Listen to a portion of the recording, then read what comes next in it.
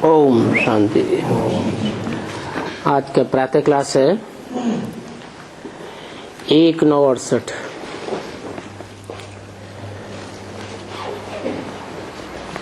मीठा मीठा बेहद का बाप मीठे मीठे बच्चों को बैठ समझाते हैं।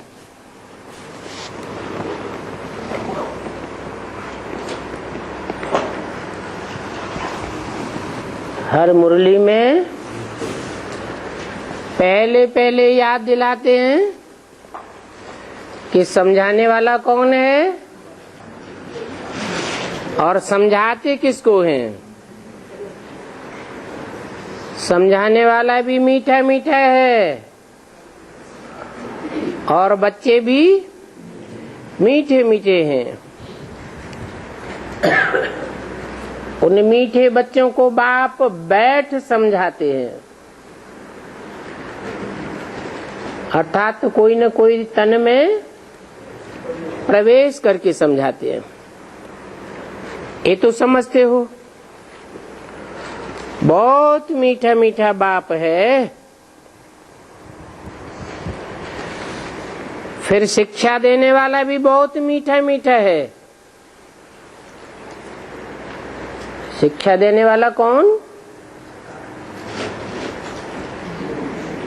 शिक्षा देने वाला टीचर भी बहुत मीठा मीठा है। यहाँ तुम जब बैठते हो तो ये बात याद होनी चाहिए, ये हमारा मीठा मीठा बाप भी है और मीठा मीठा शिक्षक भी है। बहुत मीठा मीठा बाबा है। उनसे स्वर्ग का वर्षा मिलता है।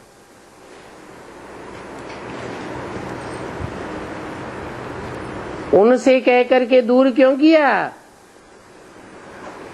क्योंकि जिस समय ब्रह्मा के तन में बोलने वाली आत्मा सुप्रीम सोल बोल रहा था, वो माँ के रूप में पार्ट बजाए रहा था। जिसे कहते हैं तुमेव माता।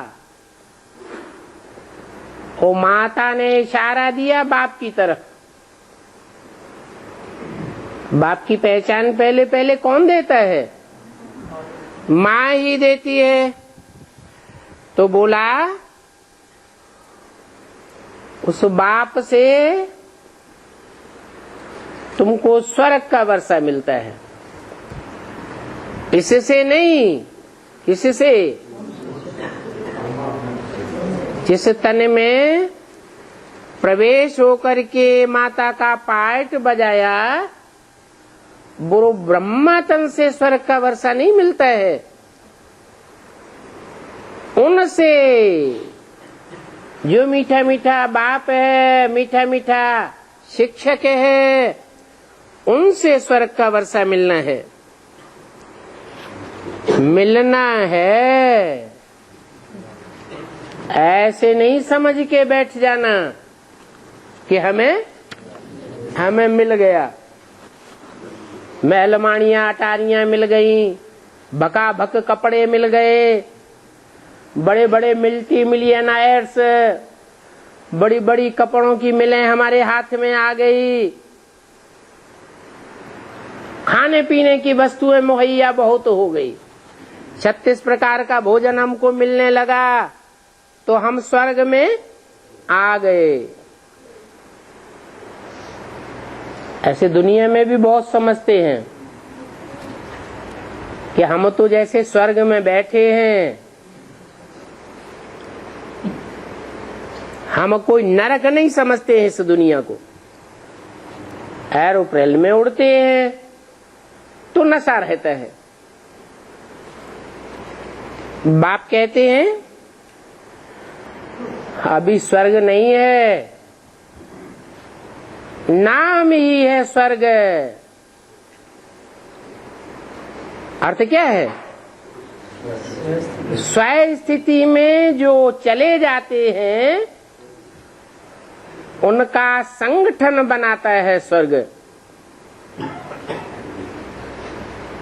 स्वस्थिति में रहने वालों का सब प्रकार का पालन पोषण कुदरत खुद ही करती है। ऐसे स्वर्ग का वर्षा उस बाप से तुम बच्चों को मिलना है, अभी मिला नहीं है। यहाँ हम वैश्यालय में बैठे हैं। स्वर्ग का वर्षा जिसे शिवालय कहा जाता है, जिसकी यादगार गांव-गांव में, शहर-शहर में बनी हुई है। पुराने जो भी शिव के मंदिर हैं, जो शिवालय कहे जाते हैं, शिव का आलय, शिव का बनाया हुआ घर, उसमें क्या विशेषता होती है जो वैश्यालय में नहीं होती है? क्या खासियत देखने में आती है? चारों ओर सभी देवताएं बैठे हुए हैं और एक की उपासना कर रहे हैं। उसे कहा जाता है शिवालय, जबकि इसके उल्टा है वैश्यालय।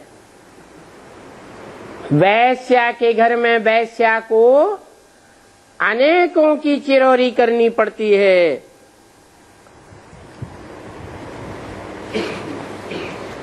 तो यहाँ ऐसे नहीं समझना कि हम शिवालय में बैठे हैं। यहाँ हर आत्मा को, हर मनुष्य आत्मा को अनेकों की चिरौरी करनी पड़ती है। देखो कितना मीठा बाप है। वो खुशी दिल में होनी चाहिए।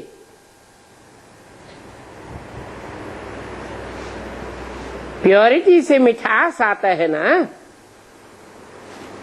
ये एवर प्योर बाप है।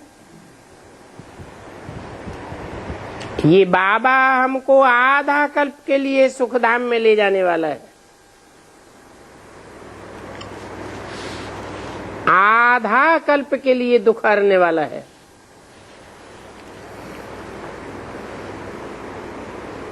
एक तो ऐसा ये बाबा है जिससे हमको आधा कल्प का सुख का वर्षा मिलता है। दूसरे फिर ये है बाबा टीचर भी बनते हैं।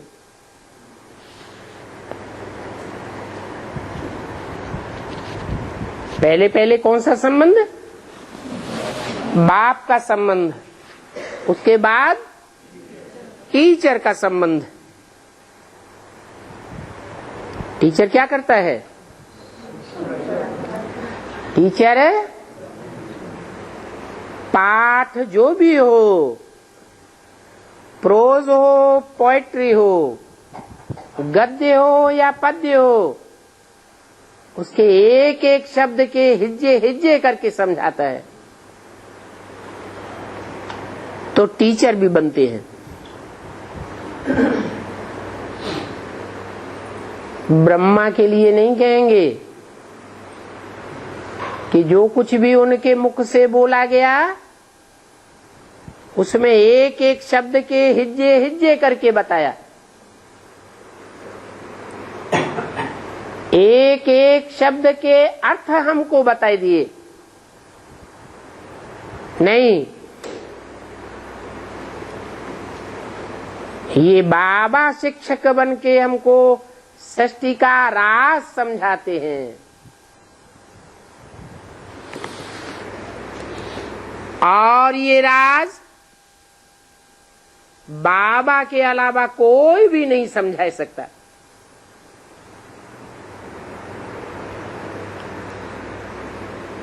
ब्राह्मणों की दुनिया में तो छोड़ो, सारी दुनिया में कोई ऐसा मनुष्य मात्र विद्वान पंडित आचार्य नहीं हो सकता जो सृष्टि के राज को एक एक हिज्जे हिज्जे करके समझाए, एक एक प्रश्न का जवाब दे।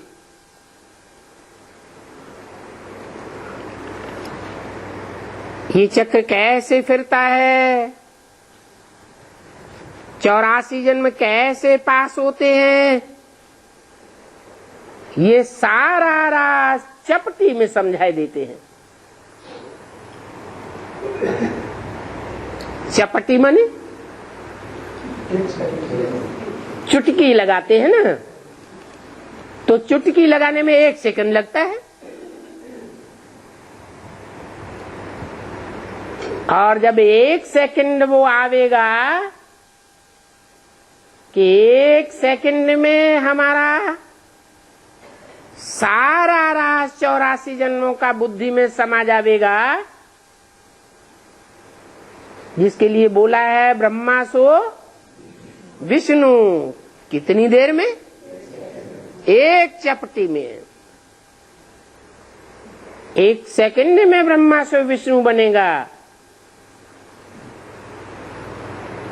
तो हम भी ब्रह्मा के बच्चे ब्राह्मण हैं। हमारी बुद्धि में भी हमारे अनेक जन्मों का सृष्टि का राज अच्छी तरह बैठ जाएगा।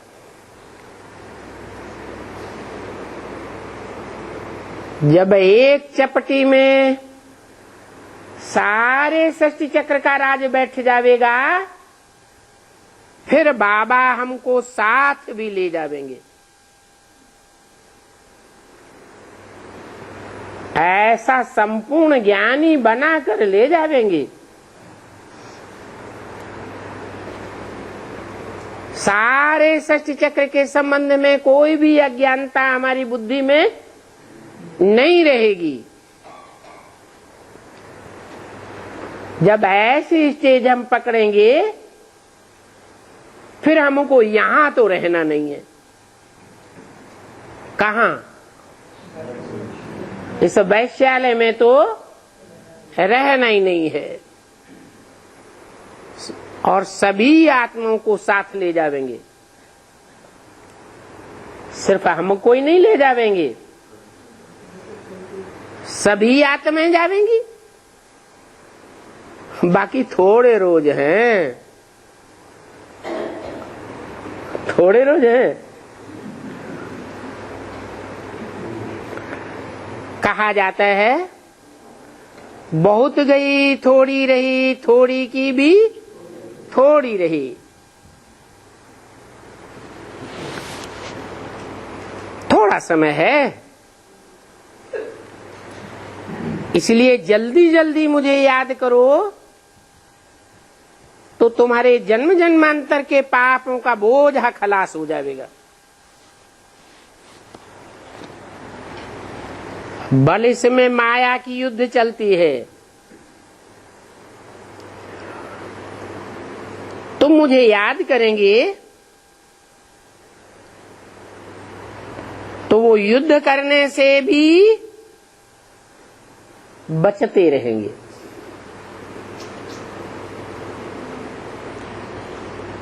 ये भी बाबा बताए देते हैं। इसलिए कब विचार नहीं करना।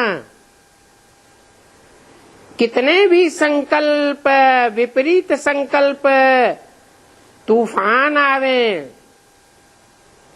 सारी रात संकल्पों में नींद फिट जाए, तो भी तुम डरना नहीं, और ही निडर होकर के पुरुषार्थ करती रहना। बहादुर बनकर के रहना है। बाबा कह देते हैं ये संकल्प विकल्प आवेंगे जरूर। क्यों आवेंगे? है?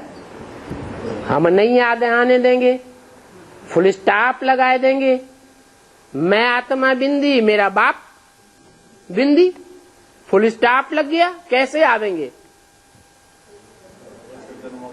है, जब तक 63 जन्मों का हिसाब किताब पूरा नहीं हुआ, 63 जन्मों की जो रील है वो शूटिंग पीरियड में आवृत नहीं हुई है, तब तक ये संकल्प अथवा विकल्पों के तूफान जरूर आवेंगे। 63 जन्मों में अच्छे कर्म भी किए हैं और बुरे कर्म भी किए हैं। तो जो अच्छे कर्म किए हैं उनके एवज में अच्छे संकल्पों का ये आवृत्ति होगी, और जो बुरे कर्म किए हैं उनके एवज में बुरे संकल्पों की आवृत्ति होगी। ये शूटिंग चलती रहती है। कब? पुरुषोत्तम संगम युग में। तो बाबा पहले से ही कह देते हैं ये संकल्प विकल्प आवेंगे जरूर, और संकल्प ही नहीं आवेंगे, स्वप्न भी आवेंगे। स्वप्न का आधार क्या है? संकल्प। और संकल्पों का आधार क्या है? अच्छे बुरे कर्म। इन सभी बातों में थकना नहीं है, डरना नहीं है। इसलिए कहते हैं, आथत देते हैं, बच्चे अभी थोड़ा समय और रह गया है पुरुषार्थ का, जल्दी जल्दी पुरुषार्थ करो। ये युद्ध का मैदान है ना। इन आंखों से जो भी देखते हो वो सब खलास हो जाएगा। तुम युद्ध करते हो माया को जीतने के लिए, बाकी माया को जीतने में कोई श्वास आदि बंद करने की दरकार नहीं है कि तुम कुंभक चढ़ा के बैठ जाओ।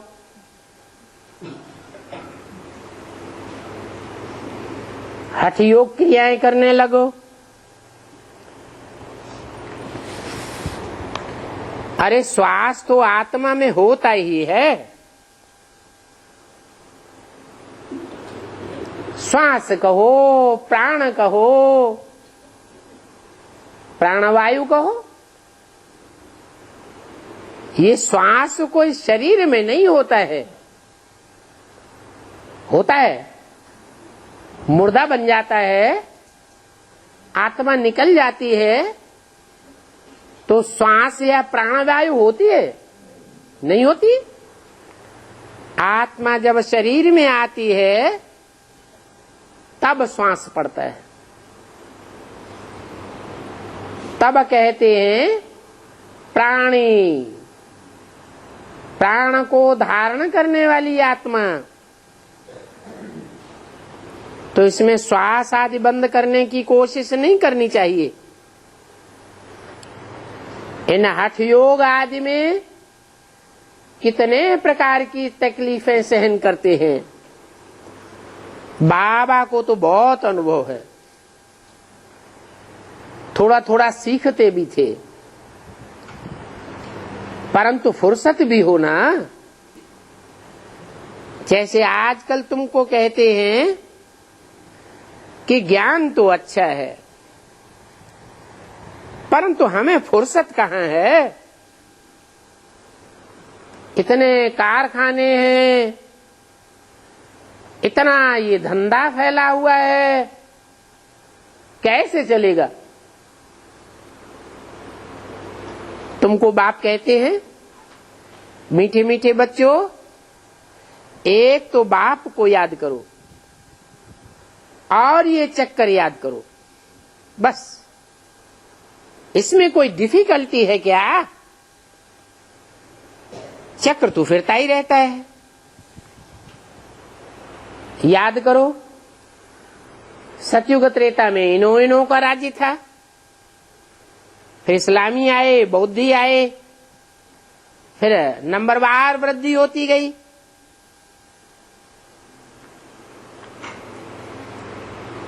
वो सब अपने अपने धर्म को भूलते गए।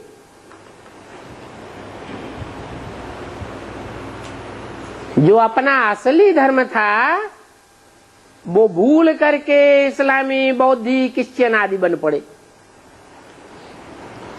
तो अपन को देवी देवता तो कह न सके, क्योंकि आप पवित्र बन पड़े हैं।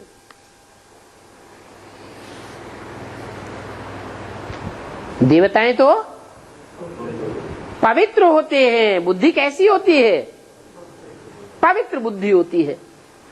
जो पवित्र बुद्धि होगी वो दाता बुद्धि होगी या लेवता बुद्धि होगी? जितना पवित्र बुद्धि होगी वो स्वार्थ की चिंता नहीं करेगी, और जितना अपवित्र होगी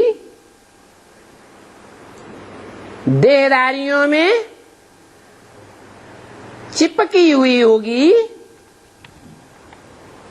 तो अति की स्वार्थी होगी। अति का स्वार्थ लेवता बना देता है। कोई को देने की बात बुद्धि में आती ही नहीं। तो देवताएं तो पवित्र बुद्धि थे। ड्रामा के प्लान अनुसार फिर हिंदू कहलाने लग पड़े हैं। कहलाते हैं हिंदू, समझते हैं कि हम हिंसा को दूर करने वाले हैं, परंतु दुनिया में और खास भारत में जो अपन को हिंदू कहते हैं, वहां भारत में भी हिंसा दिन प्रतिदिन बढ़ती जाती है या घटती जाती है? बढ़ती जाती है। तो कहते हैं सिर्फ हिंदू, वास्तव में हिंदू धर्म तो है ही नहीं, और ही हिंसा को बढ़ाने वाले हैं। ये हिंदुस्तान नाम भी बाद में पड़ा है। पहले क्या नाम था? भारत नाम था। हिंदुओं का स्थान ये कोई नाम नहीं था। पहले जो नाम था वो प्रैक्टिकल में यहां रहने वालों का काम था। क्या काम था? सतयुग त्रेता में देवताएं रहते थे। सतयुग से पहले भी स्वर्णिम युग की स्थापना हुई थी। वहां से नाम पड़ा भारत। काहे में रत? भा माने ज्ञान की रोशनी। भाति ज्ञान की रोशनी में सदैव रत रहने वाला। आत्मा परमात्मा की स्थिति में सदैव रहने वाला। देवताएं कोई देह की स्थिति में थोड़े ही रहते। ये तो अज्ञान हो गया। देह को याद आना, देह की याद आना। देवताएं क्या याद करते हैं? उनको किस बात की स्मृति रहती है? आत्म की स्मृति रहती है। तो असल नाम तो ये भारत ही है। बाद में ये नकली नाम हिंदुस्तान और इंडिया पड़ गया। कहते भी हैं भारत माता की जय।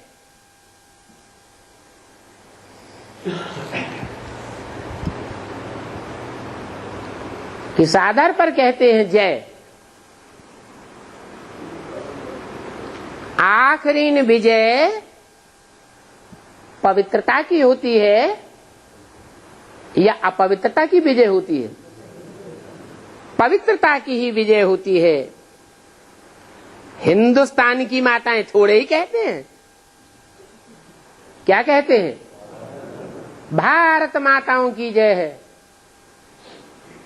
हिंदुस्तान की माताओं की जय क्यों नहीं कहते हैं?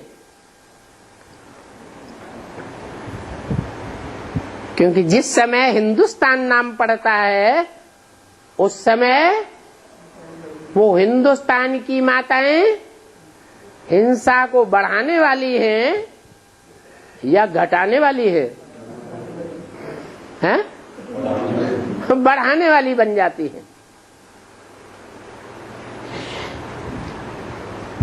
कैसे?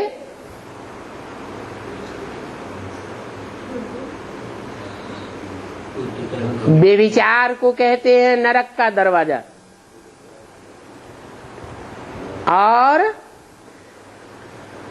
नरक का दरवाजा खोल करके बैठ जाए कोई तो उसको वैश्या कहेंगे या सधवा कहेंगे? भारत में वैश्याओं की पूजा होती है या सधवाओं की पूजा होती है? सधवाओं की पूजा होती है, वैश्याओं की पूजा नहीं होती है। तो देखो, एक समय था जबकि भारत में इन माताओं का ही राज्य था। सतयुग में माताओं का राज्य था, त्रेता में था, द्वापर में था, अरे कलयुग में भी कभी था? है? कभी नहीं था। ये तो झूठी बात बोल दी है। बीके में होता है, बीके में इन्होंने देख लिया। आपको पक्का दिखाई पड़ा कि कहीं गड़बड़ दिखाई पड़ा? नहीं तो अव्यक्त बाप दादा को क्यों कहना पड़ता? पांडवों को कन्याओं माताओं का गार्ड बन करके रहना है, गाइड नहीं बनना है। अगर गाइड बनेंगे तो यज्ञ में गड़बड़ जरूर पड़ेगी। तो यज्ञ के अंदर ब्राह्मणों की दुनिया में विघटन रूपी गड़बड़ पड़ गई कि नहीं पड़ गई? तो आपको कैसे दिखाई पड़ रहे हैं कि पांडव रक्षक के रूप में काम कर रहे हैं और कन्याएं माताएं कंट्रोल कर रही है?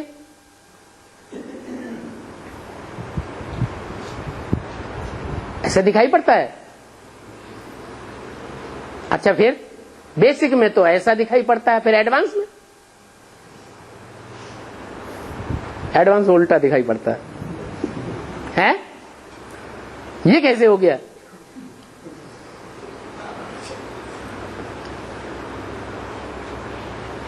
बोला बाप ने आकर के नई दुनिया स्वर्ग का गेट खोलने का लकबा किसको दिया? कन्याओं माताओं को दिया। तो गेट तभी खोल सकती है जबकि उनके हाथ में सत्ता आ जावे।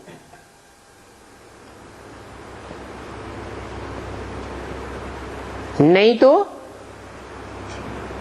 आज की गवर्नमेंट भी कोशिश कर रही है। गवर्नमेंट आज की भ्रष्टाचारी है या शिष्टाचारी है? भ्रष्टाचारी गवर्नमेंट कोशिश कर रही है कन्याओं माताओं का वो ही लकबा बन जाए, वो ही स्थिति बन जाए जो पुरुषों की है। पुरुषों से भी जास्ती प्रेफरेंस किसको देती है? कन्याओं माताओं।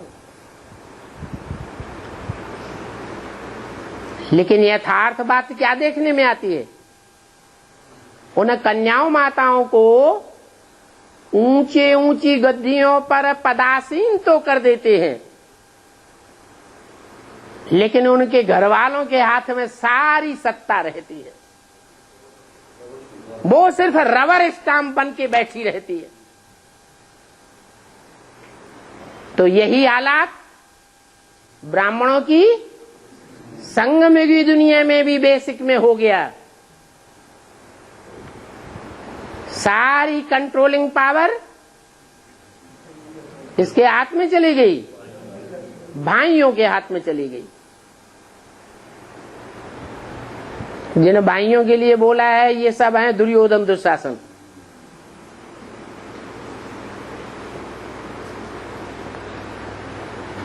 तो सारा तंत्र अज्ञान में डूब गया या ज्ञानी बन गया? अज्ञान में डूब गया। अज्ञान अर्थात भक्ति मार्ग।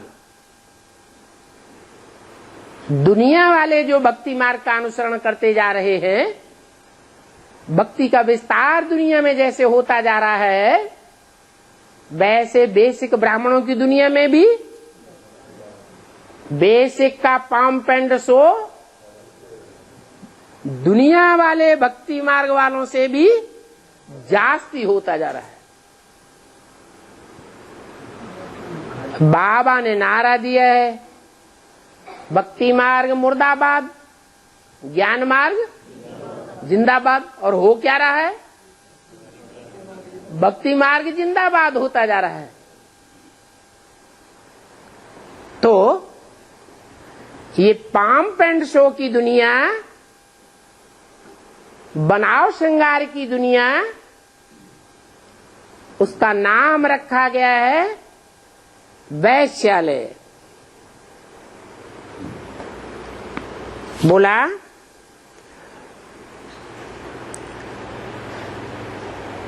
भारत में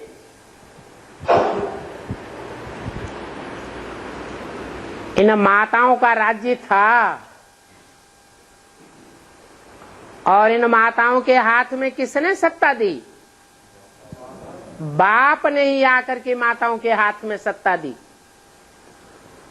माताओं का नाम बाला किया। इन भारत की महिमा करते हैं। तो बाप बच्चों को सिखला रहे हैं कि बाप को कैसे याद करना चाहिए। बाप की महिमा बुद्धि में आनी चाहिए, बाप का गायन बुद्धि में आना चाहिए, बाप का कर्तव्य बुद्धि में आना चाहिए, बाप का स्वरूप भी बुद्धि में आना चाहिए। बाप आए ही हैं घर ले जाने के लिए।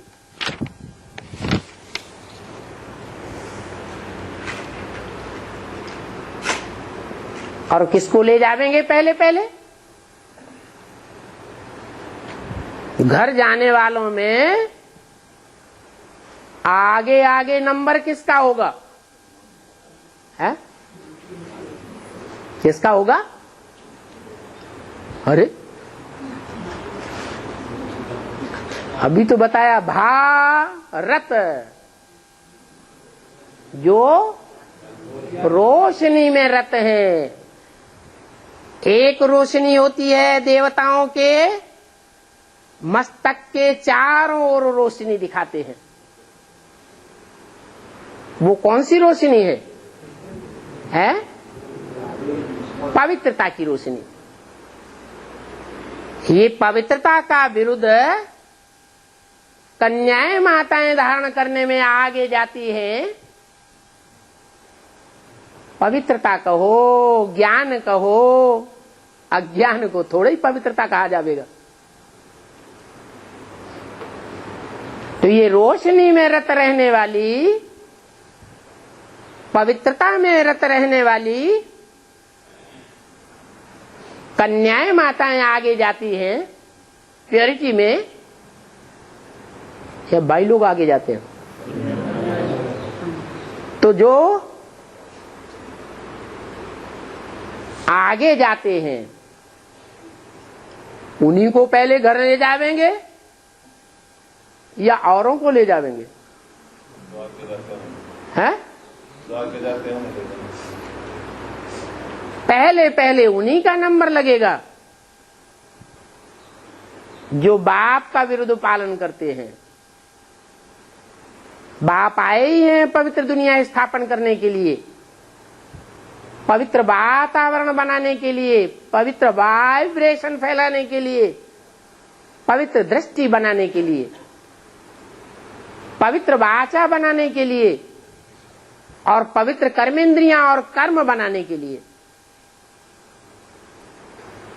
तो जिसमें जिसमें जितनी जितनी प्योरिटी की पावर आई होगी, जो जितना पवित्रता के लिए अभ्यास करेगा, उस अभ्यास में रत रहेगा, लगनशील रहेगा, वो ही पवित्र दुनिया में पहले पदार्पण करेगा। कौन सी पवित्र दुनिया है? पवित्र दुनिया कौन सी है? सबसे जास्ती पवित्र धाम कौन सा है? स्वर्ग। वो तो नीचे उतरता जाता है, शांति धाम। तो घर में बाप पहले पहले ले जावेंगे। किसको ले जावेंगे? हैं? जो आत्म की स्थिति में स्थित हो जावेंगे, उनको ले जावेंगे। तुम जितना बाप को याद करते हो, तुम उतना ही पवित्र होते जाते हो। अगर पवित्र बन जावेंगे तो जरूर फिर कोई सजा नहीं खावेंगे।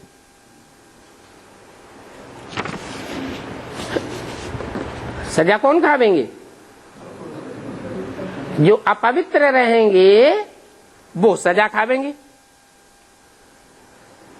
अगर सजा खाई तो क्या घाटा होगा?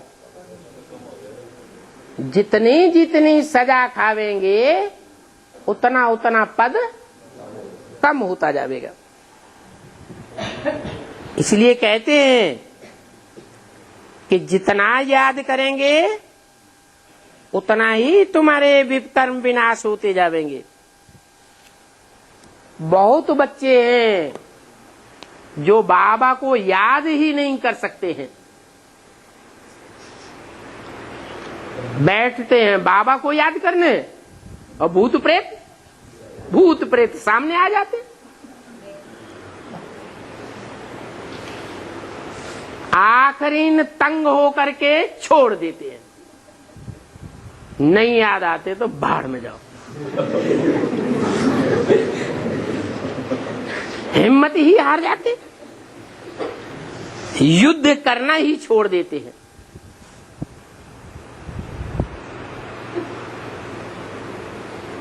कोई युद्ध भूमि में जाए, युद्ध करते करते थक जाए और देखे कि ये तो हार ही होती जा रही है, तो बहुत से ऐसे होते हैं कि हिम्मत हार जाते हैं। और हिम्मत हार जाने से क्या करते हैं? हथियार वथियार सारे फेंक दिए और 2-4 लाशें उठाई और अपने ऊपर डाल ली।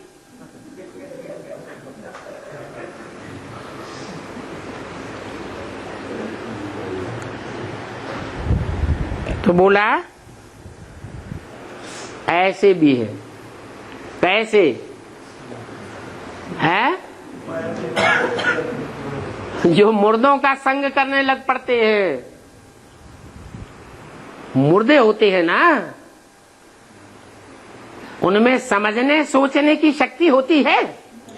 नहीं होती है। जब सोचने समझने की शक्ति नहीं है तो बुद्धि में आता ही नहीं किसका संग करना चाहिए और किसका संग नहीं करना चाहिए। अरे मुर्दों का संग करेंगे तो मुर्दा बुद्धि बनेंगे या चैतन्य बनेंगे? मुर्दा ही बन जाएंगे।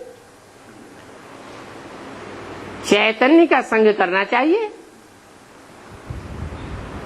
भगवान का लक़ब है सत्चित्त आनंद। वो सबसे जास्ती चैतन्य स्थिति में रहने वाला है, कभी भी अचेत नहीं होता है।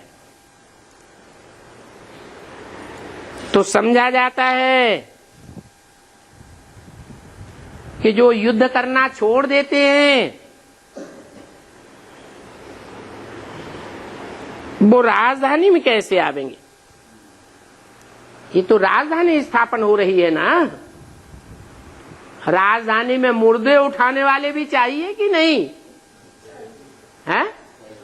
मुर्दे उठाने वाले भी होते हैं, क्योंकि नापास तो बहुत होंगे ना। गरीब प्रजा भी चाहिए। बल वहां दुख नहीं होता है, परंतु साहूकार तो हर हालत में होंगे ना। यह तो है कलयुग। यहां तो गरीब भी होते हैं और साहूकार भी होते हैं, परंतु गरीब भी दुख भोगते हैं और साहूकार भी दुख भोगते हैं। वहां चाहे गरीब हो चाहे साहूकार हो, कोई भी किसी प्रकार का दुख नहीं भोग सकता। हर चीज मुहैया होती है। तो देखो, गरीब साहूकार की भाषणा यहां भी रहती है और वहां भी रहेगी, परंतु अंतर क्या होगा? वहां गरीबों को कोई दुख भासेगा नहीं, और यहां गरीबों को भी दुख भागता है और साहूकारों को भी दुख होता है। वहां तो दुख का नाम निशान नहीं। बाकी नंबरवार तो सब जगह होते हैं, हर युग में होते हैं। राजाओं के दास दासियां, साहूकारों को दास दासियां, दोनों को दास दासियां होती हैं, परंतु वहां बहुत सुखी रहते हैं और यहां दुखी हो पड़ते हैं। वहां कोई रोग नहीं और आयु भी बड़ी होती है। तो देखो, वहां नई दुनिया में जाने वाले इस दुखधाम को बिल्कुल भूल जाते हैं। सतयुग में तुमको दुख याद ही नहीं रहेगा। अभी तुमको दुखधाम और सुखधाम दोनों की याद बाप दिलाते हैं। मनुष्य कहते हैं स्वर्ग था, परंतु कब था, कैसे था, कहां स्वर्ग था, ये कुछ भी नहीं जानते। अब लाखों वर्ष की बात तो कोई याद भी नहीं आ सकती। बाप कहते हैं कल तुमको सुख था, अब फिर कल होगा। तो यहां बाप बैठ फूलों को देखते हैं, देखते हैं कि ये अच्छा फूल है, ये इस प्रकार से कितनी मेहनत करते हैं, ये स्थिरियम ही नहीं रहता, ये पुरुषार्थ में स्थिर भी हो जाता है, एक रस भी हो जाता है। ये पत्थर बुद्धि है। बाप देखेंगे तो ना एक एक को, परंतु देखने के बावजूद भी बाप को कोई बात की चिंता नहीं होती है। चाहे कोई अच्छा पुरुषार्थ करता है और चाहे कोई घटिया पुरुषार्थ करता है, परंतु बाप को चिंता नहीं होती है। हाँ, समझते हैं, उम्मीद रखते हैं कि बच्चे जल्दी पढ़ करके होशियार हो जाए, क्योंकि अगर होशियार नहीं होते हैं तो बाप को तो पढ़ाना ही है कि बीच में छोड़ के चले जाएंगे, हैं? पढ़ाना तो है ही।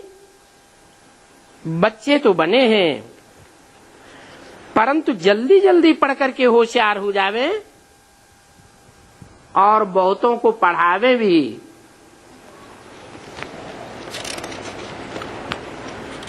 तो देखते हैं ये कहां तक होशियार बने हैं और कहां तक दूसरों को पढ़ाते हैं।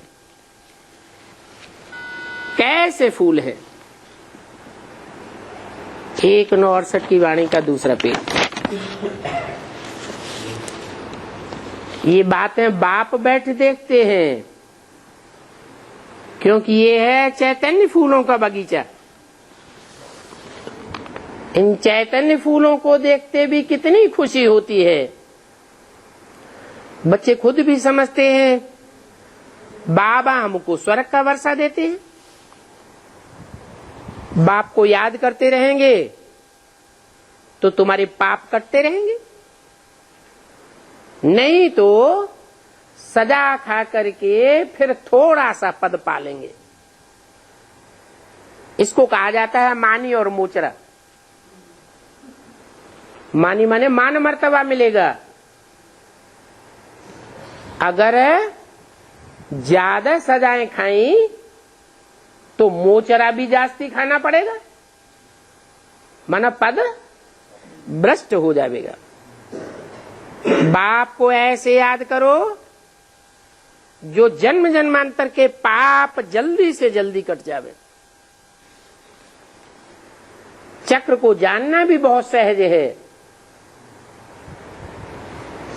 जानते हो ये चक्र तो फिरता ही रहता है, कभी बंद नहीं होता और जू मिसल चलता रहता है।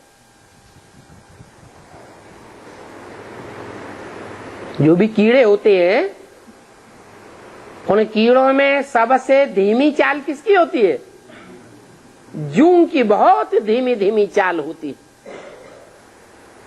ऐसे ये ड्रामा भी जू मिसल चलता है। ये ड्रामा बेहद का ड्रामा है, बहुत आस्ते आस्ते चलता है। टिक टिक होती रहती है।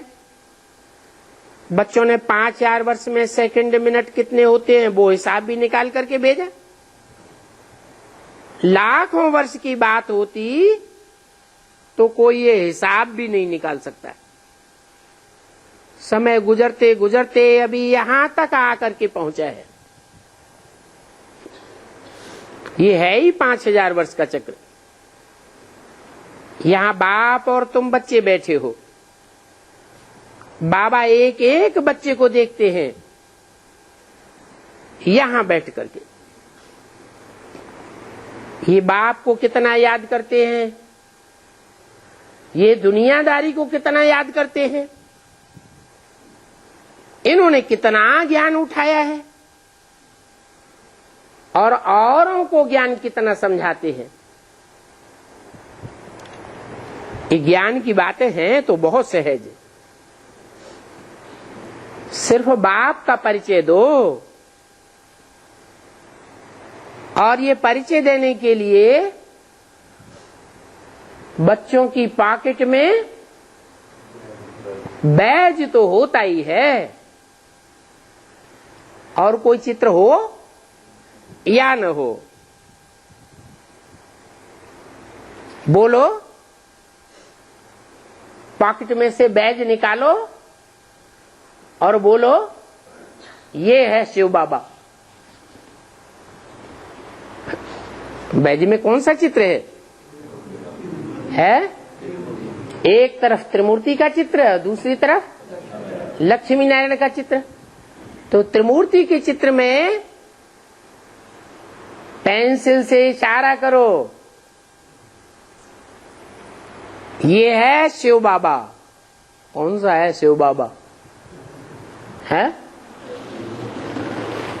अरे त्रिमूर्ति में ब्रह्मा का चित्र है, विष्णु का चित्र है, शंकर का चित्र है, और तीनों के ऊपर ज्योति बिंदु का चित्र है। तो पेंसिल से किस तरफ इशारा करके बताएं कि ये है शिव बाबा?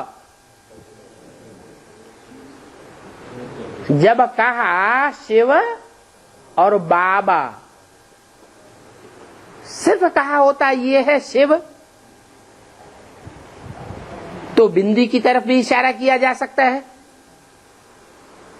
क्योंकि उसकी बिंदी का ही नाम शिव है।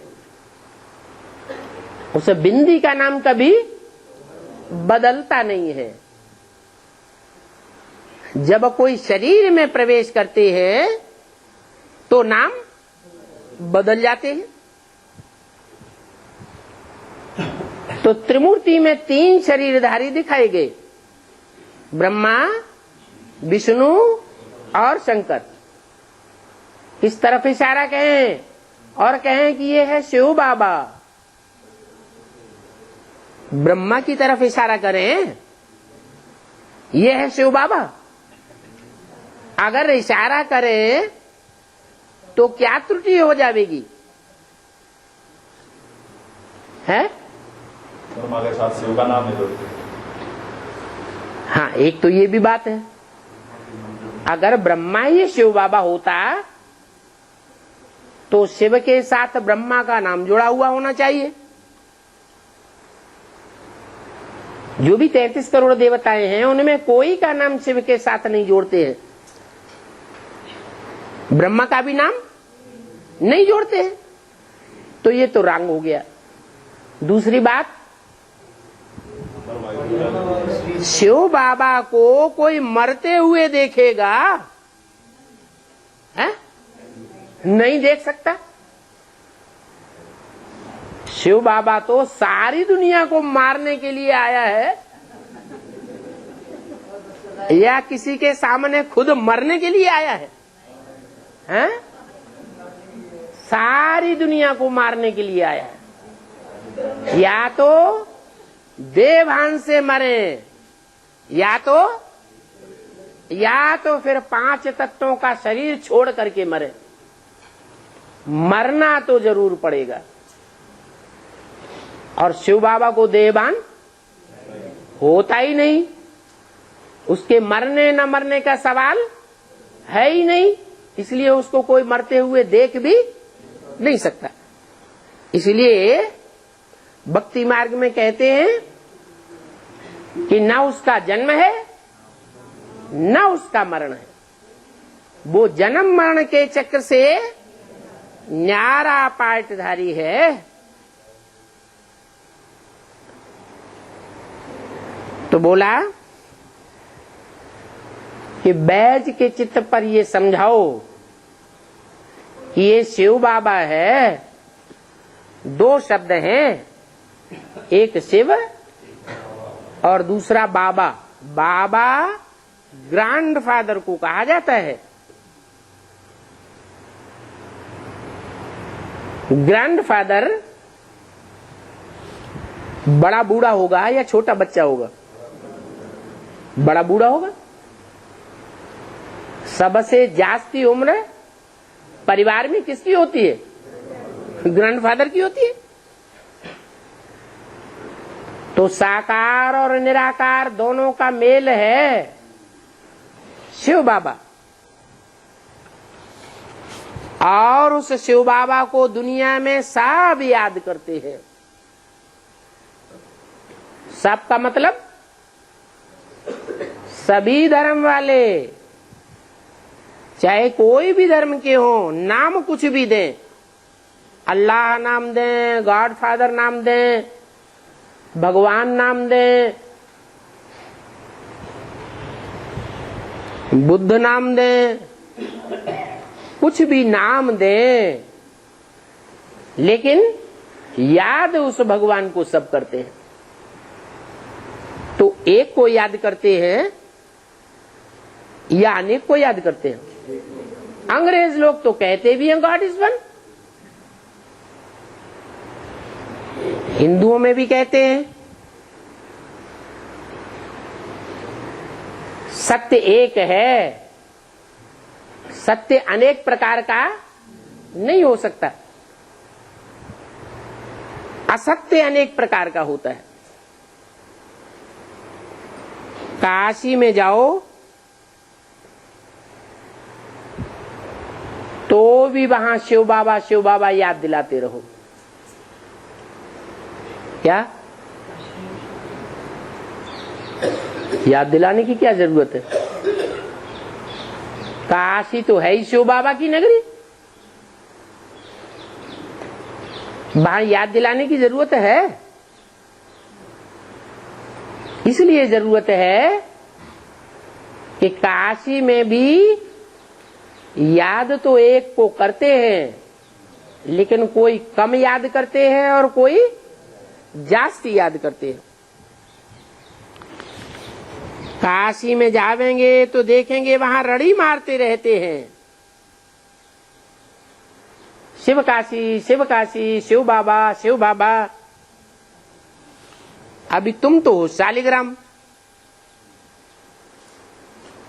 क्या तुमको कहा जाता है शालिग्राम। जानते हो कि आत्मा हमारी बिल्कुल छोटी है, परंतु इस छोटी सी आत्मा में कितना पार्ट भरा हुआ है। आत्मा शरीर में ही प्रवेश करके पार्ट बजाती है, और ये आत्मा जो शरीर में प्रवेश करती है वो कभी भी बढ़ती घटती नहीं है। शरीर बढ़ता है घटता है, परंतु आत्मा तो अति सूक्ष्म है और विनाश भी नहीं होता। आत्मा अविनाशी है और शरीर विनाशी है। उन आत्माओं में ड्रामा अनुसार पार्ट भरा हुआ है, और ऐसा अविनाशी पार्ट भरा हुआ है जो कल्प कल्पांतर से पार्ट आत्मा बजाती आई, फिर भी वो पार्ट घिसता नहीं है। ये अविनाशी रिकॉर्ड है। तो ये बात तुम बच्चे ही जानते हो। इस दुनिया में कोई ऐसा मनुष्य नहीं है जिसको हम बाप, टीचर, सदगुरु कहें। कोई हो तो बताओ। ब्रह्मा को बाप, टीचर, सदगुरु कहें? क्यों नहीं कह सकते? क्योंकि ब्रह्मा का तो नाम ही है ब्रह्मा, बड़ी मां। मां बीज को धारण करती है या खुद ही बीज बाप है? वो तो बीज को धारण करती है। मां बीज बाप नहीं हो सकती।